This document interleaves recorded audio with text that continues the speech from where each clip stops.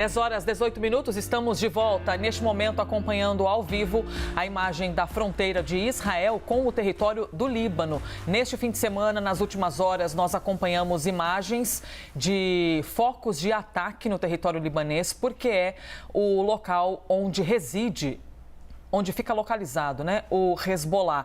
Aí, neste momento, para você, isso é a faixa de Gaza, certo?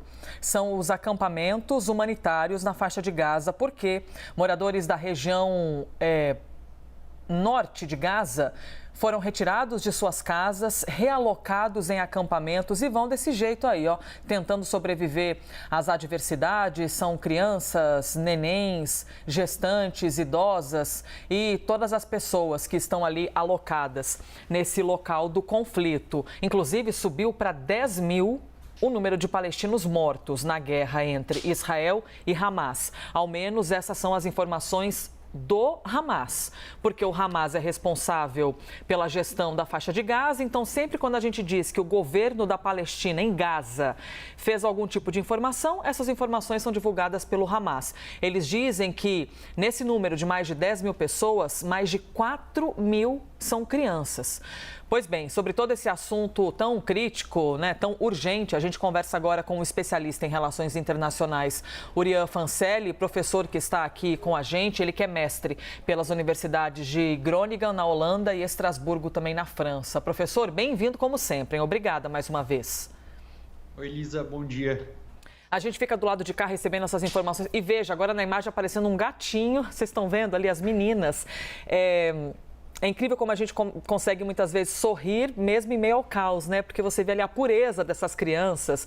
Elas estão ali em meio aos acampamentos, mostrando para a câmera um gatinho, porque os animais esticando o gatinho ali. Os animais de estimação sendo levados também para essa zona de conflito, porque todos fazem parte da família. E aí eu quero lhe ouvir, por favor, professor. Os palestinos, portanto, o Hamas informando que já são mais de 10 mil mortos. Não existe a dúvida que pessoas morreram, porém também não tem como haver a confirmação que é tudo isso de gente, né? Visto que você tem um território dominado pelo Hamas.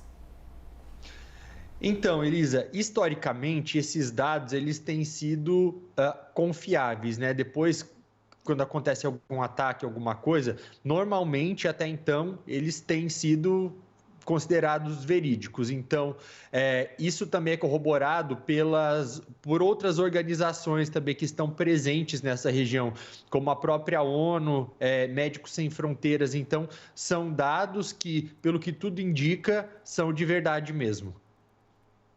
E dentro desses números, nós estamos falando de aproximadamente 4 mil crianças, o que é, minha nossa, uma loucura, né? Você vê uma tragédia para o coração dessas famílias e quem tem que se recuperar desse luto, que muita gente que perde alguém com tanta proximidade nem sabe como essas pessoas se recuperam. Você passa uma vida inteira com dor. Na questão humanitária, professor, como é que os outros países podem oferecer algum auxílio? Porque tem havido uma limitação muito grande, né, dessa ajuda que entra no território de Gaza. Eles têm que pressionar Israel para que permita que algo seja feito. Alguns países europeus têm tentado contornar a maneira como eles têm enviado essas ajudas humanitárias para não congestionar tanto aquela entrada pela passagem de Rafah, Elisa, como, por exemplo, no Chipre, a Europa vai começar está falando aí de enviar navios com ajuda humanitária pelo Chipre. Aí no Chipre, né, essas cargas vão ser revistadas pelos israelenses para seguirem para Gaza, que tem um porto pequeno. Só que o que acontece? Esse porto ele foi um pouco destruído, então ele não está funcionando muito bem. Então eles estão pensando em colocar uma estrutura inflável para conseguir descarregar essa ajuda humanitária a partir desse porto, só que é algo que demoraria aí algumas semanas, talvez, para ficar pronto. Então, pressionando Israel, principalmente agora, para liberar ajuda humanitária.